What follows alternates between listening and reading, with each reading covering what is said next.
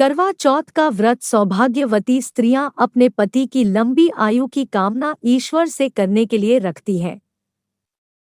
करवा चौथ के व्रत में शिव, पार्वती, कार्तिकेय, गणेश तथा चंद्रमा का पूजन किया जाता है।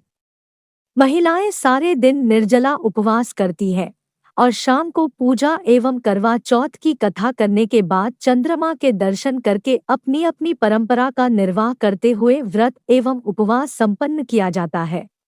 करवा चौथ की आवश्यक संपूर्ण पूजन सामग्री को एकत्र करें।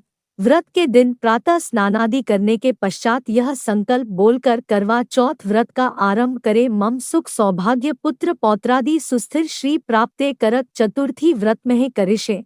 पूरे दिन निर्जला रहें। दीवार पर गेरू से फलक बनाकर पिसे चावलों के घोल से करवा चित्रित करें। इसे वर कहते हैं। चित्रित करने की कला को करवा धरना कहा जाता है।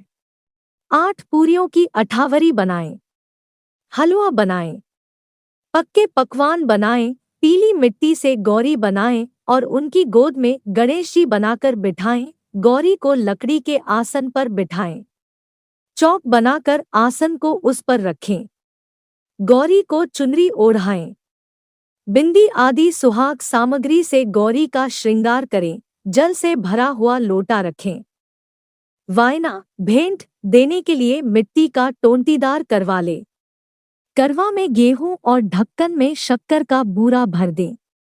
उसके ऊपर दक्षिणा रखें। रोली से करवा पर स्वस्तिक बनाएं। गौरी गणेश और चित्रित करवा की परंपरानुसार पूजा करें। पति की दीर्घायु की कामना करें। नमः शिवाय शर्वाण्य सौभाग्यम संतति शुभाम प्रयच्छ भक्तियुक्तानाम नारीणाम हरवल्लभे।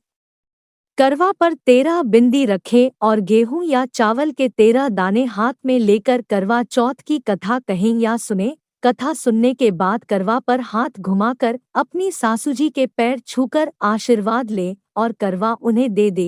13 दाने गेहूं के और पानी का लोटा या टोंटीदार करवा अलग रख लें। रात्रि में चंद्रमा निकलने के बाद छलनी की ओट से उसे देखें और चंद्रमा को अर्घ्य दें।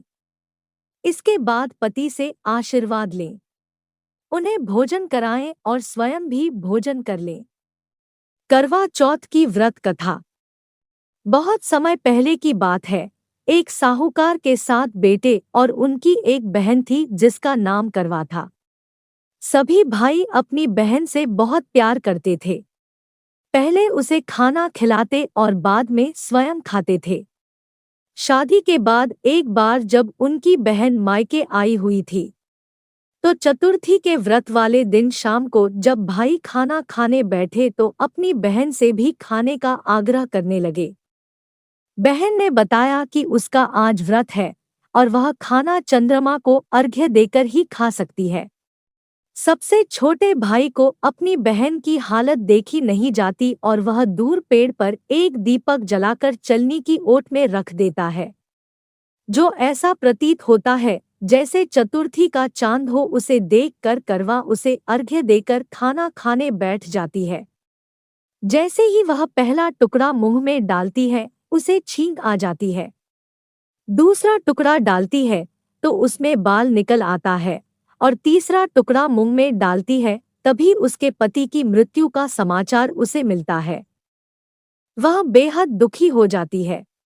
तब उसकी भाभी सच्चाई बताती है कि उसके साथ ऐसा क्यों हुआ। व्रत गलत तरीके से टूटने के कारण देवता उससे नाराज हो गए हैं। इस पर करवा निश्चय करती है कि वह अपने पति का अंतिम संस्कार नहीं करेगी और अपने सतीत्व से उन्हें पुनर्जीवन दिलाकर रहेगी। वह पूरे 1 साल तक अपने पति के शव के पास बैठी रहती है। उसकी देखभाल करती है। उसके ऊपर उगने वाली सुईनुमा घास को वह एकत्रित करती जाती है।